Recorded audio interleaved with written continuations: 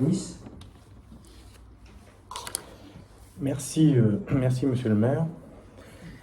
Bon, la séance dédiée au vote du budget est toujours un moment un peu important, puisque après le débat d'orientation budgétaire où on ne discute que des orientations, des grandes perspectives, des diverses évolutions, c'est au moment du budget que l'on voit réellement quelles sont les priorités de la majorité actuelle et des moyens qu'on y alloue, à la fois en matière de dépenses et aussi pour savoir comment on les finance en matière de recettes.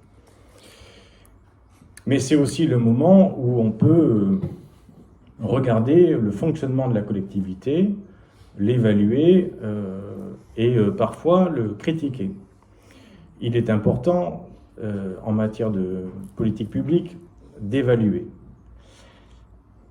Et nous souhaitons aborder la question en amont du débat sur le budget du fonctionnement de cette collectivité.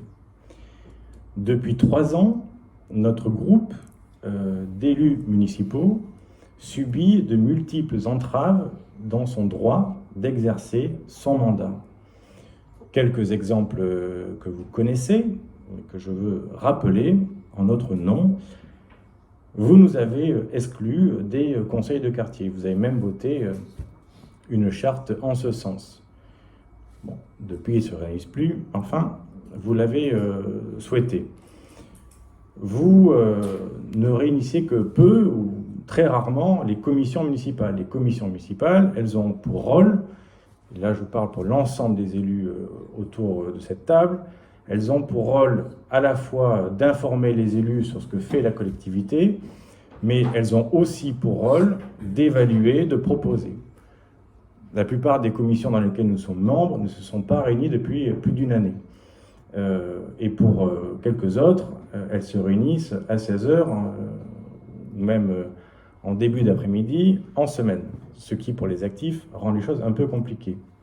De la même manière, le conseil municipal, nous avions décidé, certes oralement, ici, d'un consensus, de le démarrer à 18h30. Vous en avez fait vous-même la proposition au lieu de 19h, et ils se sont tous réunis à 18h depuis. La preuve, vous avez vu, y compris dans votre majorité, les gens arrivent au fil de l'eau parce qu'ils travaillent et que 18h, c'est un peu tôt. Le conseil municipal des enfants et des jeunes, nous avions proposé de participer à leurs travaux. On en avait discuté ici, ça avait été approuvé, on avait donné les noms des membres de notre groupe pour y travailler. Nous n'avons jamais été invités à rien, ni sollicités.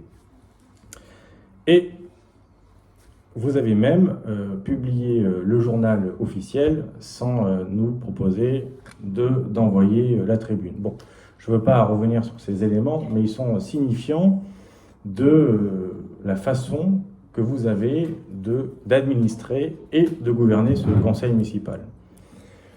Ce soir, vous présentez donc le budget de la commune, le budget primitif de la commune. Et nous avons la surprise de découvrir l'augmentation des taux communaux. Lors du précédent conseil municipal, nous nous sommes réunis il y a quelques semaines pour débattre du rapport d'orientation budgétaire. Le rapport d'orientation budgétaire, c'est un document qui est réglementé. La loi en précise à la fois sa temporalité et son contenu. Je vais donc vous lire un extrait de l'article 107 de la loi NOTRe et plus précisément l'article 2312-1 du Code général des collectivités territoriales. Cet article donc précise le contenu du débat d'orientation budgétaire. Donc je vous le lis. Le rapport doit comporter les orientations budgétaires envisagées par la commune portant sur les évolutions prévisionnelles des dépenses et des recettes en fonctionnement comme en investissement. Sont notamment précisées les hypothèses d'évolution retenues pour construire le projet de budget, notamment en matière de concours financiers, de fiscalité, de tarification, de subventions, etc. Ce document ce que vous nous avez présenté lors du dernier conseil municipal et que nous avons accepté de voter, que nous croyions à ce moment-là sincère, en réalité était tronqué, pour ne pas dire fallacieux, parce que l'une des orientations majeures pour les habitants de la commune, de même manière majeure pour les recettes, les ressources de la collectivité, n'était pas inscrite. Vous avez donc refusé de divulguer cette information, puisque si c'était forcément une hypothèse, ce n'était peut-être pas le choix arrêté, mais c'était une hypothèse. Et la loi indique que ce sont les hypothèses qui sont mentionnées dans le ROP.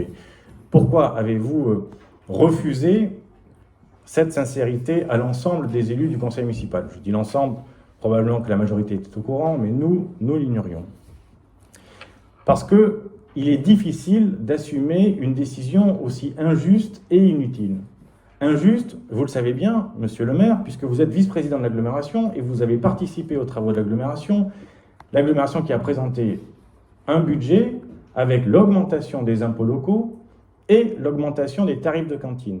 Tarifs de cantine, d'ailleurs, où dans cette enceinte, vous aviez expliqué que vous n'aviez pas de difficulté à avoir une augmentation. Et donc, en plus de l'augmentation des impôts et des tarifs décidés à l'agglomération, vous y rajoutez votre imposition communale. Inutile, pourquoi? Parce que lors du débat d'orientation budgétaire, nous avons relevé que l'État avait revalorisé les bases des impôts locaux et que pour la commune de Saint-Pierre-du-Mont, c'était une augmentation de 800 000 € de ressources supplémentaires en 2023. 800 000 €, c'est dans le DOB. Et donc, malgré tout ça, malgré cette bonne nouvelle, vous allez y rajouter l'augmentation des impôts, des taux communaux, ceux que vous avez à la main. Pourquoi est-ce que vous ne l'avez pas assumé?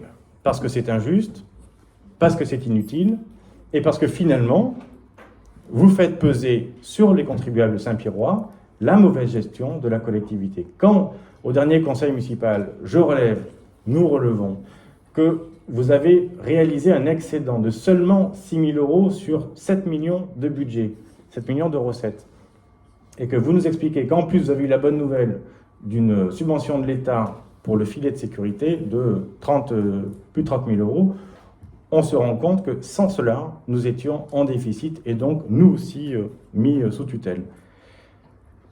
Donc là aussi, pour nous, c'est inacceptable à la fois sur le fond et sur la forme, ce qui montre votre façon de gouverner et de ne pas donner les informations de droit à l'ensemble des élus. Autre exemple qui nous laisse circonspects. Vous avez rappelé la méthode de recrutement du directeur général des services. Effectivement, au mois de fin d'année dernière, mois de novembre 2022, nous votons unanimement la création du poste de DGS et nous vous soutenons dans la volonté de recruter. Nous avions nous-mêmes conseillé d'en recruter un dès 2020, ce qui vous aurait à l'époque évité de prendre des décisions illégales. Et donc, illégal, vous êtes soumis à une enquête pénale sur la maison et sur la voiture. Donc, vous arrêtez là? Non, vous ne m'arrêtez pas, je n'ai pas terminé. C'est faux ce que vous dites au niveau pénal, c'est tout, c'est simplement ce que je veux dire. Je n'ai pas terminé. C'est faux, oui, mais...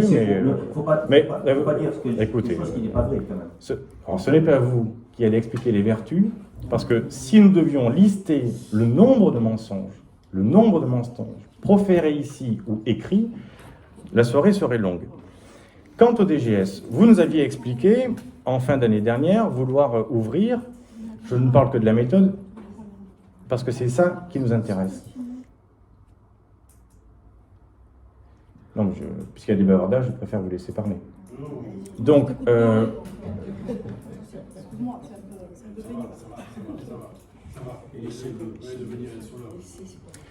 vous nous aviez parlé de la méthode en disant vouloir ouvrir à l'ensemble des profils et être appuyé par le centre de gestion. Finalement, on apprend que le jury ne se porte que sur les élus de votre majorité, que le centre de gestion n'est pas associé, et vous faites donc votre propre choix que nous ne contestons pas. Nous ne parlons que de la méthode. Et nous ne sommes pas les seuls, monsieur le maire, à nous interroger sur la méthode et sur finalement le choix que vous avez fait. voyez, après le conseil municipal du mois de novembre, j'ai reçu ce courrier chez moi, à Saint-Pierre-du-Mont, et je vais vous lire le courrier que j'ai reçu. Monsieur, si cette indiscrétion n'est pas encore arrivée jusqu'à vos oreilles, je vous fais néanmoins part de l'information suivante relative à la procédure de recrutement du futur directeur des services.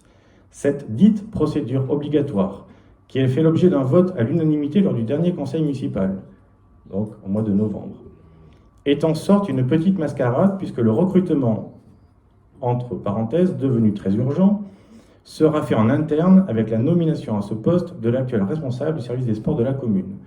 Je vous fais grâce des points de suspension. La grande majorité des membres de l'Assemblée ne sont bien évidemment pas au courant. Il me semblait naturel que cette information soit partagée. Signé un conseiller déçu. Ça vaut ce que ça vaut. Je ne l'ai pas demandé, elle est arrivée chez moi. Donc vous voyez que, y compris dans d'autres rangs, on peut s'interroger sur votre façon de faire. Enfin, et pour en terminer, nous voudrions simplement vous rappeler qu'ici, nous sommes tous des élus municipaux. Nous sommes tous les représentants de citoyens de la commune. Et que la pluralité devrait être respectée, et c'est vous, en tant que premier magistrat, qui devriez faire respecter cette pluralité, de la même manière que vous devriez faire respecter la légalité. La légalité n'a pas été respectée, notamment sur le débat d'orientation budgétaire, je l'ai précisé. Vous vous faites par ailleurs le chantre de l'apaisement et de la gouvernance partagée, participative, quand ici, vous ne cessez finalement de nous restreindre dans notre rôle d'élu, de couper les informations et de nous exclure de la plupart des actions de la municipalité. Nous sommes toujours favorables à participer aux travaux, à la réflexion, aux décisions. Il n'en est jamais tenu cas ici, parce que vous préférez décider seul et nous empêcher, nous, de mener notre mandat au bout. Dans ces conditions, Monsieur le maire, nous vous le disons, nous vous demandons de retrouver raison, d'assurer l'apaisement dans cette enceinte. Nous ne souhaitons plus participer à des conseils municipaux où l'information est tronquée, où vous cachez des informations pour les découvrir plus tard. Et pour cela, nous ne participerons pas à cette séance. Nous en avons assez de votre comportement et de la façon que vous avez d'administrer cette commune. Si vous me permettez, avant que vous partiez,